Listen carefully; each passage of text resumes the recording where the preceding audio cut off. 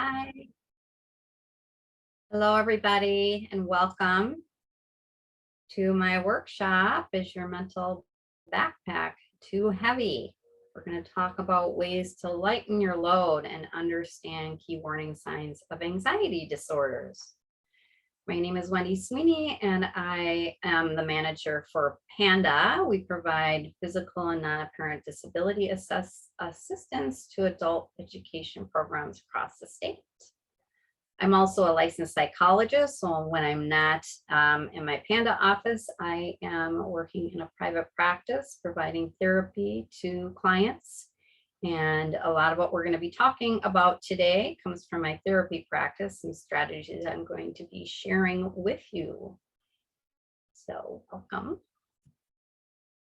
And I always like to mention our website. If you haven't been to our website before, we have a new logo, and we just changed our tagline to Minnesota ABE Physical and Non-Apparent Disability Assistance, so that it goes along with our acronym. And really want to encourage you to check out our website if you haven't before, if you need any information about any students in your classroom that are struggling with any of the various disabilities or learning challenges, that you can learn more about them, get some instructional strategies, and also community resources. And I want to specifically point out the mental health category. If you need more information about anxiety, you can certainly go to that category on the website. So let's talk about what we will be chatting about today. I'm going to be talking about stress and the impact of prolonged stress. And I'm also going to be talking about anxiety symptoms and their underlying causes, and how stress and anxiety can impact learning. And then I'm going to be giving you specific strategies to help reduce stress and anxiety, both personally and for your students. And then share some mental health resources for students who may need professional help. So I just want to start out by talking about all of the changes we've been through. I just did a workshop about called Managing Uncertainty. So there's a little overlap here if you happen to be in my previous workshop, but really, if you think about how much we're overloaded every day with information, and this is just obviously increased since the pandemic. We live just kind of in a culture of ongoing changes, particularly with technology, and then obviously where everybody had, oops, somebody's got their mics on, so if you could mute, please. Everybody's had to obviously transition from online teaching, maybe back to in-person this fall, or I'm sure there's a lot of different instructional models depending on where you work and what program you're in. But just being aware of how we are just overloaded with information constantly. I was sharing in the last session how back when I was growing up, which really shows my age, there were 5 channels that you could watch on TV. And now there's, I think, 800 or 1,000 channels. And so just that alone is just so much. And then constantly people are carrying their phones around. We're never away or never have quiet. And I think this is something that's so important right now, where we're so overloaded with information that we never even get away from it. So I always recommend just turn your technology off one day a week or one day a month, have a no technology day just to get away from it. But there was an Ed Week survey that showed 84% of teachers say teaching is more stressful since the pandemic. Not surprising, right? Just that our brains really can't attend to more than one thing at a time very well. So it's kind of a myth that we can multitask and we can do all these different things. And it's really quite exhausting and draining on our brains, because we function much better when we can put all our attention into one thing at a time.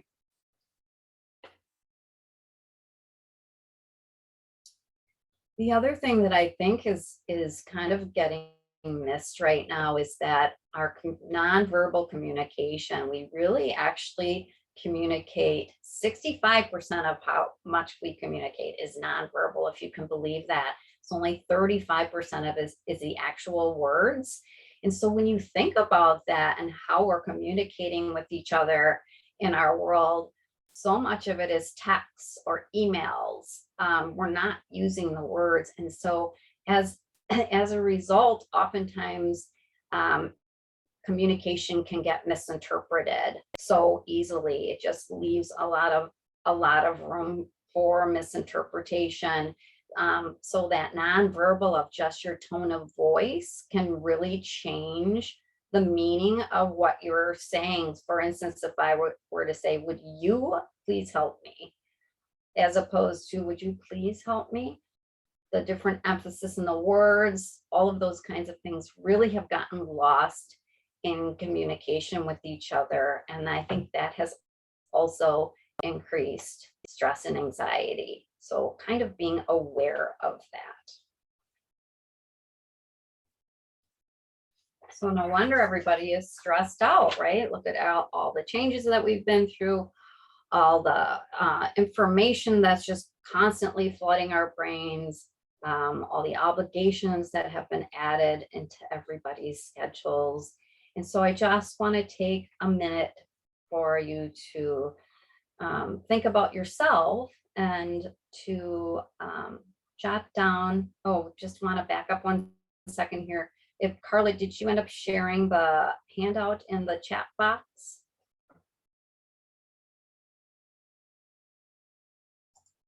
There is a handout that I meant to mention at the beginning. Yep, it's in the chat. Okay, everybody, if you, sorry about that, but if you could click on that link to the handout, if you can, if you do have a printer and you can print that up, it will really help you follow along. And plus it has all the resources on that handout for you. And so as we do these activities, there are spots for you to actually participate on the handout. So if you have a chance to print that up, please do. And then I'm just going to give you a minute right now to kind of take an assessment of your own life. And what is it? What is the heavy load that you're carrying around? And if you could jot that in the little backpack handout on the handout, that's a spot for you to just jot down. Or if you just want to jot it on a piece of paper, that's just fine as well. But just kind of making a list of what are the things that are weighing you down? What do you do on a weekly basis? What are some of these obligations that that just take up your time generally, and then adding on all these extra obligations? Are you taking care of an elderly parent? Do you have to juggle your children's schedules? What are the things that are really weighing on you? All these work changes, anything in there. So just take a minute to jot that down, please.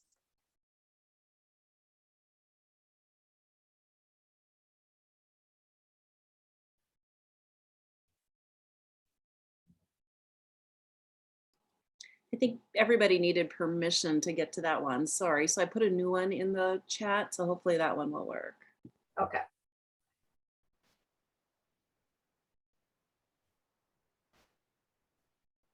Oh, never mind.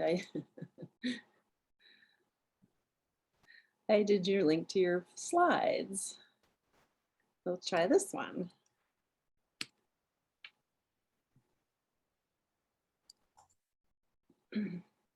This last one should be the handout that's in the chat. Okay, thanks, Carla. Yeah, sorry about that. No, it was my fault. I'm so sorry. I meant to mention it at the beginning and completely forgot. Happens.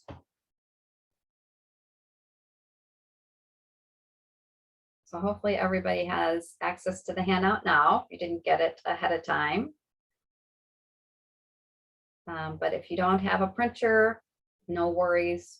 Just jot on a piece of paper. Wanting you to just kind of take an assessment of what's happening in your life. So we'll give 1 more minute for that.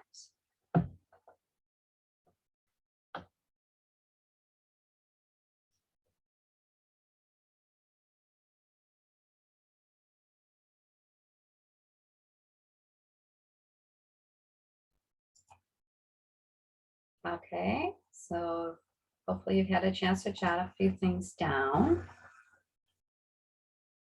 And now we're going to be going into a breakout session, but before we do that, I want to talk about what I'm hoping you'll have a chance to chat with each other about is how much is too much. Kind of really taking a look at what point do you need to kind of really cut back on some of these obligations and heavy mental health things in your mental health backpack. So first thing I want you to talk about in your breakout group is, how do you know you're stressed? I mean, oftentimes you don't realize when you're feeling overwhelmed and stressed. So what is your body doing? I want you to really think about how do you know, what does your body tell you when you're stressed out? Do you get headaches?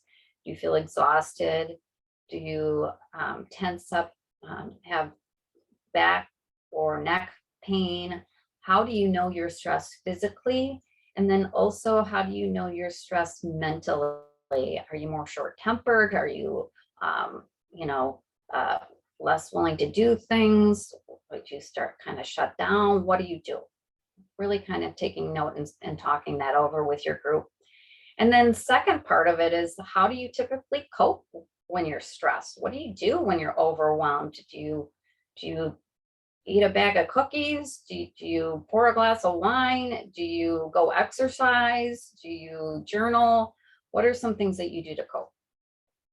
Second part of it is then looking at how to find some balance in your life. I want you to just chat with each other about this. And I've got a number of questions, just chatting about some of these with each other, but I want you to each write some of these things down for yourselves. Like, what is something you could take out of your backpack? So this last exercise I had you do, thinking about what's something you could let go of, that you could say no to in times of stress. And who specifically could you ask for help when you need some extra help? So writing that name down. Is it a spouse? Is it one of your kids to help with chores in the classroom? Is it a student that could help pass out papers or run a breakout group for you? And thirdly, well, what could you delegate to others to help when you're being stressed? What you can let go? Who can do laundry? Who could set the table? Who could cook dinner? Who can you delegate? And what could you delegate to others that you would be willing to let go of? And then what is it, lastly, that you can say no to? No is such a difficult thing for many people to say. We tend to knee jerk a yes to every, invite to go out or join a committee or doing a speaking engagement, just knee jerking yes to everything. And so if you're somebody who tends to knee jerk a yes to everything, I always recommend you use a time buying phrase to help you think about if you really want to do it before you respond. And coming up with that phrase is so important, just rehearsing it and having it in the back of your mind. For instance, let me check my schedule and I'll get back to you. Or let me think about that and I'll get back to you. But making sure you use that before you say yes to something. So that gives you an opportunity to really think about, is this something I can actually add on to my plate? How full is my plate, or how heavy is my backpack? And if it's too heavy, this is a no. So let's get into our breakouts. So you have a chance to talk about some of these things. I know it's a lot of questions, but focusing on how much is too much, and then how to find balance in your life. There's kind of the two important points here. So we're going to break out for, I think it was about 8 minutes. And then we'll come back and can you hear me? I think the rooms will be closing in about 8 seconds. So Oh, they're not we'll back be yet. back in about 8 seconds. Okay. Can you still see my screen? Yes, we can. Okay. Okay. Rooms are closed. Okay, great. Welcome back, everybody. I hope you had some good discussions. I'm just wanting to take a minute to give you an opportunity to share with the group. As we talk about how much is too much. If you're willing to share, how do you know you're stressed? Share in the chat box. Tell me one thing. How do you know you're stressed?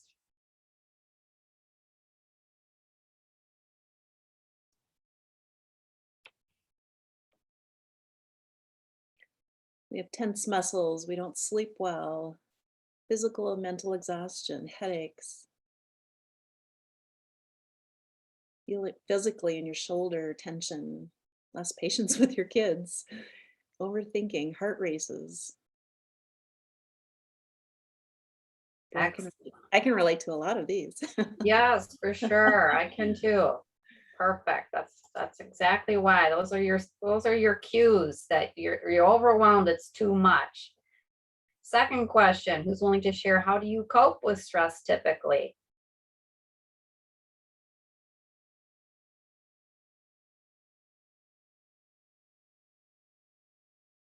Yeah, try Hello Fresh for meals, saving time. Get outside, get outdoors and walk.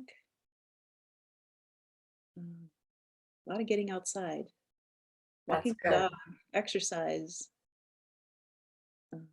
avoid bad foods, clean.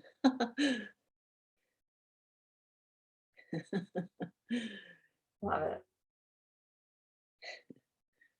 Okay, great. Last question.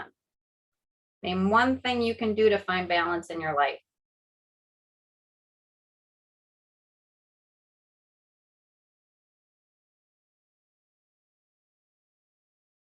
Anyone willing to share one thing that came out of your finding balance? Something you either can take out of your backpack, somebody you can ask for help.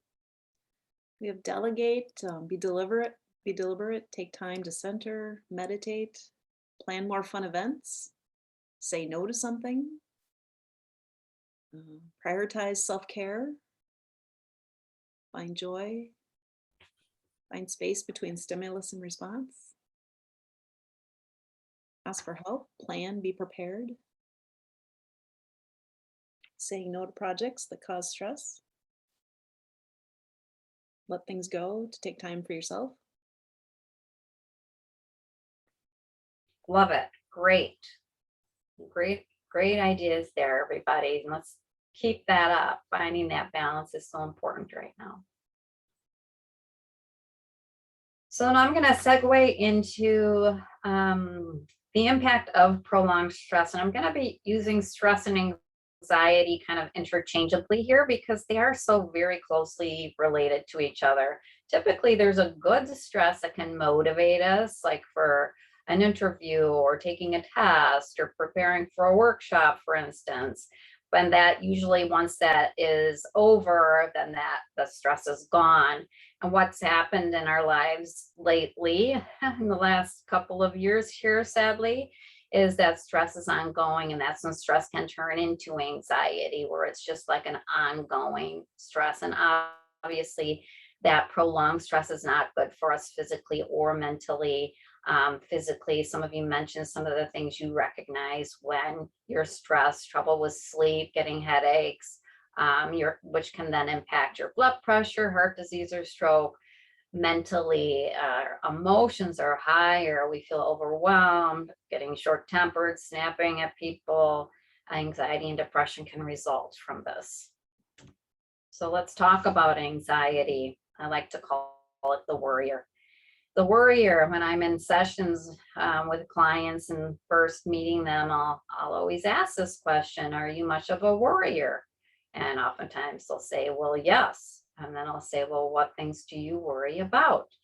And they can be all over the place. But basically, anxiety is something that we actually need. It's you've probably heard the term fight or flight syndrome, but basically we have this survival mechanism. It's in our brain to help us when there's danger in our lives. We need it for our survival. So it's something that's always there.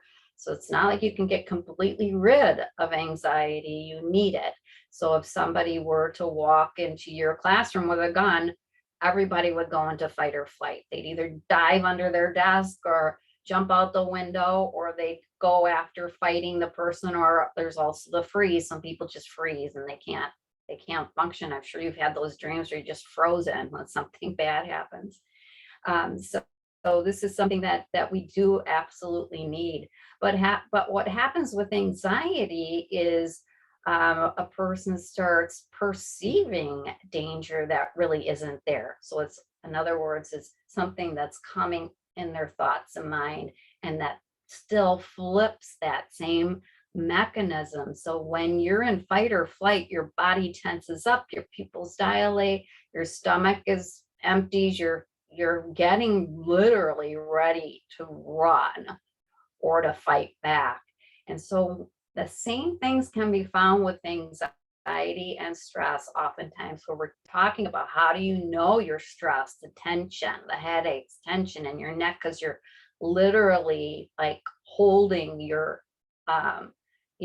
you're tensing up because you're holding it, and because you're like your body's actually getting ready to fight. That's why a lot of people have back and neck challenges, because of carrying that around unconsciously. Obviously, you don't always notice it. So let's talk about anxiety symptoms, and this is out of the DSM-5, the Diagnostic and Statistical Manual, which is kind of the Bible for psychologists, psychiatrists, doctors.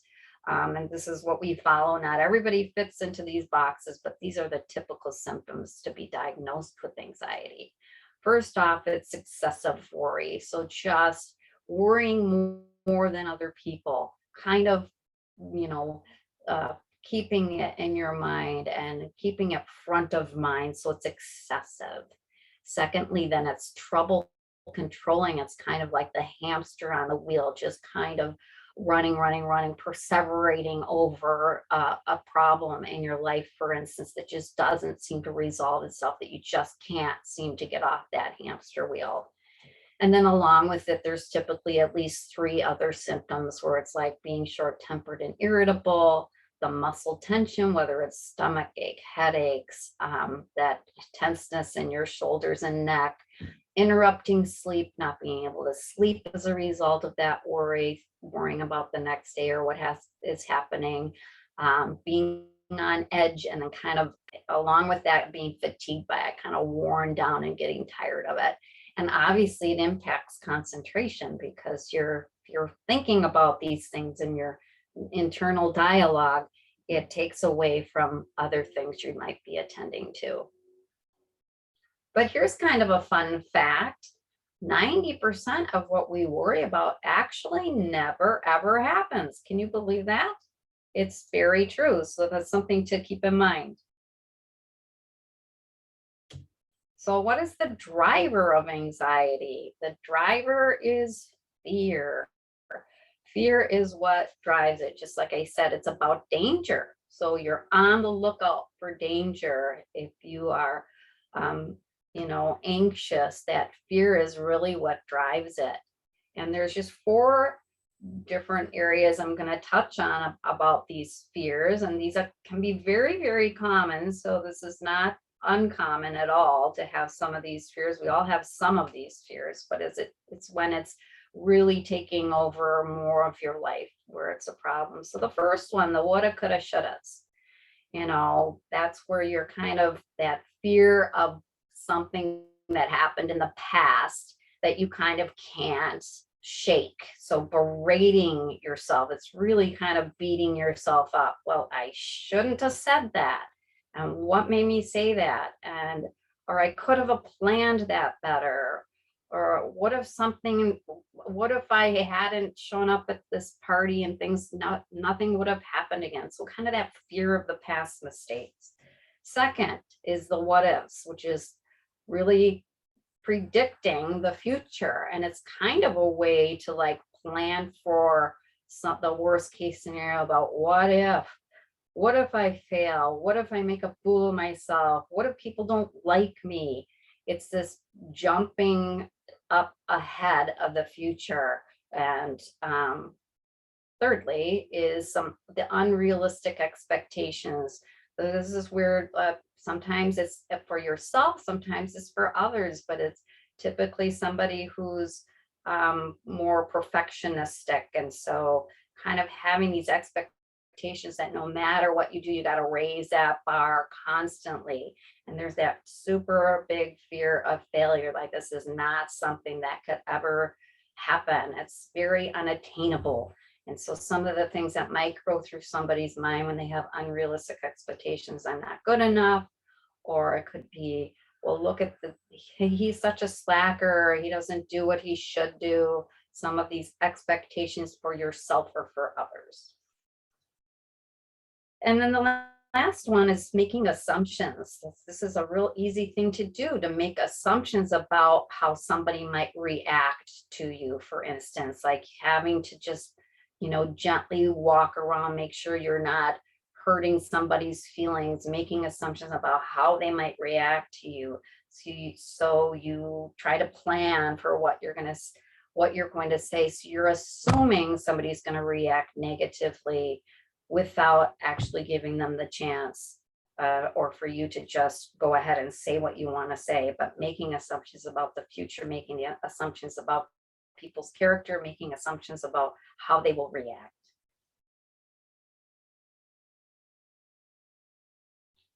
Well, the problem with all of these things is something I talk about a lot in my workshops, is that they're really all out of our control. The woulda, coulda, shouldas, the what ifs, making assumptions. These are nothing we can control. And this is so much what it drives anxiety, is putting all that energy thinking you can control things that really literally are out of your control. And that's the trap. The trap is, if I can do this, if I can do that, I can control my future. I can control my past. I can make sure I don't make another mistake. But we really can't. We can't control the past, the future, other people's thoughts, or other people's reactions. So now I'm going to share some methods to help.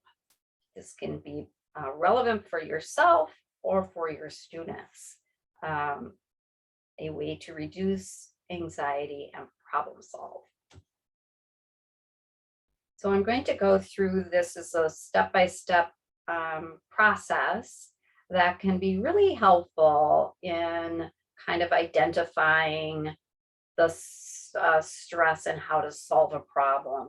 And so the 6 little steps here is, first off, just describing a stressful situation in your life. So we're going to get into a breakout groups, and if somebody in the group is willing to share a stressful situation in their personal life or even in their work life, or with a particular student in their classroom, so that you can practice using this. So like, I'm going to give an example. So let's say there's a student who's fearful about failing a GED test.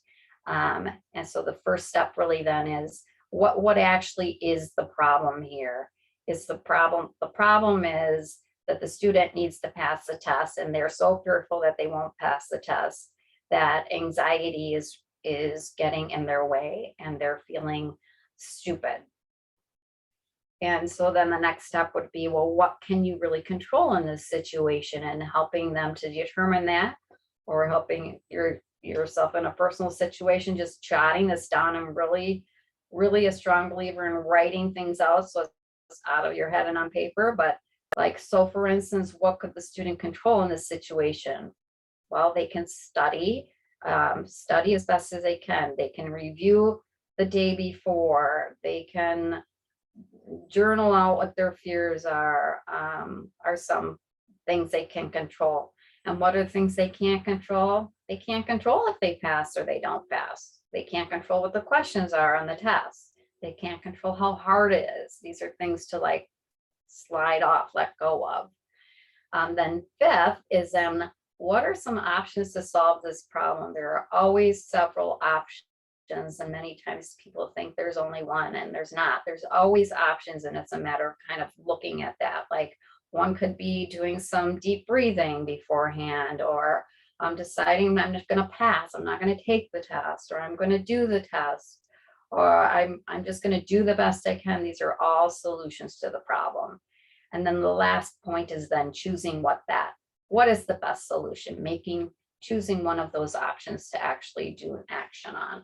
So this is a strategy, again, that you can be using with your students or in a personal life. So we're going to go into a breakout session so you can practice using this. So one person will just volunteer, or you all brainstorm on a situation that you can use this, and then jotting down your going through it step by step as a practice. So let's go into a breakout group. We're going to take another 8 minutes for this one. Okay, well, I hope you found that activity useful, that you had a chance to try it out and found some solutions. I'm just recognizing that we're getting low on time here, so I'm going to move forward here and now talk about some other strategies to help reduce anxiety. And this is one of my favorites. I want to talk about automatic negative thoughts. So when I was talking about how we have this internal dialogue where we're having conversations with ourselves, automatic negative thoughts, sometimes they are negative, and these are called ants. Was brought Daniel Amen from Change Your Brain, Change Your Life. But those negative thoughts have a lot of different people have brought up this theory. Aaron Beck was the original famous psychiatrist, but it stands for the ants. And I like that visualization of thinking about when you have these automatic negative thoughts and how they can kind of intrude on your thinking. And the first concept around it is that our thoughts actually do impact how we feel. So if somebody, if somebody gives you a compliment, for instance, so this can be somebody making comments to you, or it can be internally, then you internalize it and you feel pretty good. You walk around the rest of the day feeling pretty like lighten your steps and happy about this. But if you have a thought such as, oh, I really screwed that up, then that can really impact how you are feeling and then how you behave. So that's the first thing to recognize, and that your body and mind then reacts to those thoughts.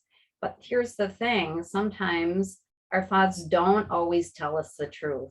And that's a part of the ants that we're going to get into. If you can change the way you think, you can change the way you feel. And I'm going to show you a couple of ways to stamp out those ants.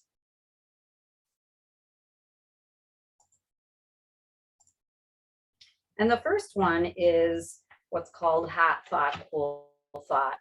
What this is a real simple exercise you can do for yourself or with your students. When somebody's upset, when you're upset, your emotions take over. And so when your emotions are high, your rational brain is really taking a nap. And so this is just an opportunity to do a quick journaling activity where you just put a line straight down on a piece of paper. This doesn't have to be fancy. This can only be for your eyes only, or you can show this strategy to your students. And it's just that hot side is like, let's just write it all out, like venting, just let it go loose. Anything that's bothering you, what's on your mind, a problem you can't solve, just like venting it all out. So you get all that emotion out. It's out of your head and on paper. I think this is so important. Like I was saying, that just really can be powerful to see it in writing rather than spinning in your mind.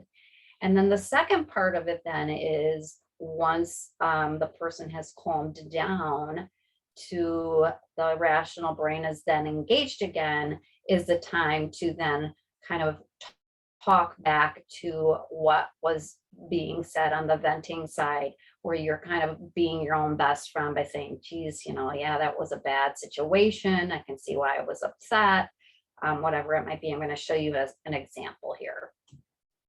So here's an example of journaling exercise using a student as an example, like going back to the person who's nervous about the test.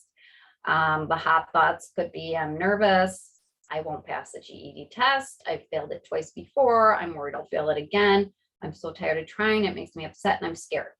So this is like venting out the emotional side of it. And then going back later and then writing out more of the, okay, all I can do is prepare for the test and study beforehand. I'll do the best I can. I can ask for extra help. I can ask someone to study with me and ask me questions before the test.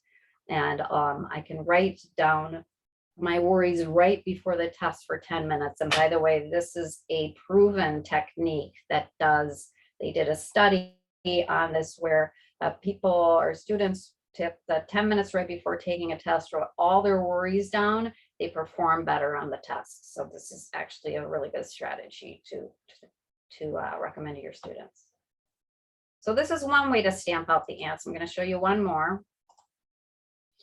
And this one is one of my favorites, which is putting these negative thoughts on trial. So pretend that you're an attorney and you're going to put them on trial. Only the facts, thinking about that. So the biggest part of this is a 4-step process. And the first part is usually the hardest, is just identifying what that negative thought might be. And this is difficult because oftentimes those negative thoughts are unconscious. Like I said, you just don't even realize you're doing it.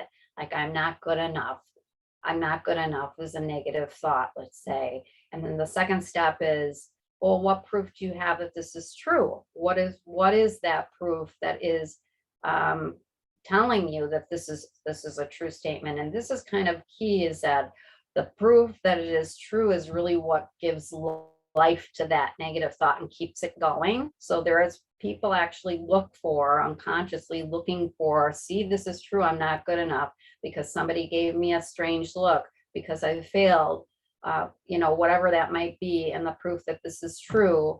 And then the third part is, okay, well, if that's what you believe, is there maybe possibly some proof that this could be a false thought? What is the proof that this is possibly false? Is it, okay, I have succeeded in certain things in my life, that kind of a thing. And then the last step is then coming up with a more truthful thought. So I'm going to give an example here. So here's an example of the negative thought is, I am stupid. So coming up with that, I am stupid. So, okay, how do you know that this is true? Well, I've made mistakes in the past, or people have made comments that make me feel stupid, or I have failed tests in the past and that makes me feel stupid. Okay, so this is what gives life to that I am stupid, and that they continue to believe that this is true. So let's talk about what are the things that might be false about you being stupid. What are some possible things? Well, geez, I have gotten good grades in school in the past, or I have passed tests before. I'm a good problem solver. I have a job, so I can't be stupid to have a job. I have friends who like me. These are all things that are proof that it is false. So then it's the last part of like coming up with what is a more realistic, truthful thought. And so I'm a smart, well-rounded person, but I don't know everything, as an example of that. And so what I tell my clients is, okay, now I want you to take that more truthful thought, put it on a Post-it, and put it on your mirror or somewhere where you can see it every day, because it takes at least 10 repetitions of rewiring your brain to the different thought to negate the original. We got 2 strategies to stamp out the ants. Now we're going to segue into, I know we only have a few minutes left, but stress, anxiety, and learning. Obviously, it impacts learning because when you're stressed, you can't pay attention. When you can't pay attention, you can't retain. This obviously are things that you may be seeing with your students in your classroom. They may be lashing out with frustration because obviously tempers, a shorter temper, tension, all that goes into that you may see some acting out behaviors. And then obviously, if people are stressed or anxious, the first thing to go is attendance. So they may stop attending, and that could be a red flag. Other ways to help students reduce that stress and anxiety. This is something I talk about all the time. I'm sure you're all aware of keeping that classroom structure, the consistent routines, whether you're online or in person, writing the schedule on the board, doing the same things every day, that does reduce chaos and help students feel more calm and know what to expect. Having some clear rules, taking breaks, deep breathing, and then community building, providing that support for them, getting to know them. And this is just a little acronym I think is a kind of a good summary. I've talked about a lot of these things throughout the session, just a way to remind you to stay calm, and each one standing for stop, think and breathe, turn off your devices. Try to do that at least once a month. Stamping out the ants, taking time to rejuvenate, taking care of yourself is so important right now with all the added obligations you as teachers are doing every day. Focusing on what you can control, letting go of what you can't, asking for help, limiting obligations as much as you can, saying no when you can, and then minimizing time with those that drain your energy. And so if students are showing some more signs of anxiety and need help, there are so many ways for them to get it.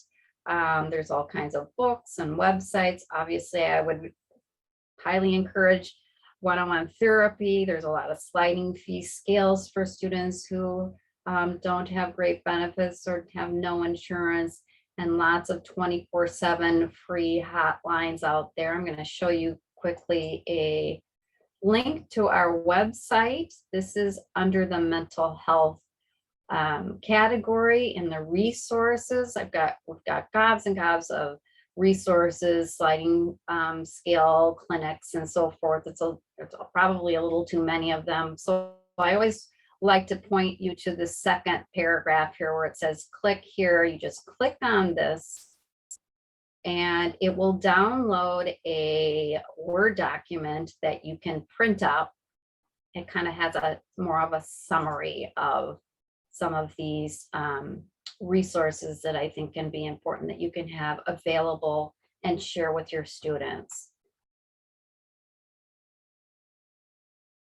Let's see, I think it's gonna give me a minute here if it will open. I can show you what's in here. Here it comes. Sorry for a little delay here. But this is a great resource for you to have for your students. Sorry, my computer's working very slowly. Here it goes. Okay, so you can see these are these 24/7 free crisis lines. Many of them, especially the Suicide Prevention Lifeline, has over 150 languages of interpreters available. I always like to point out this mental health crisis response. As much as there's been talk about there's not any mental health support or emergency response, there actually is, and there always have been. Each county has a crisis response team for any mental health crisis, so you don't have to call 911 necessarily, and they will come to the school, they will come to a work site, they will come to a person's home. So if you have any kind of student having a mental health crisis and you don't want to call 911, I would encourage you to go to the link right where it says crisis numbers by county. Find your crisis number for the county where you live and where you work, so you have it handy. So this is something that's important.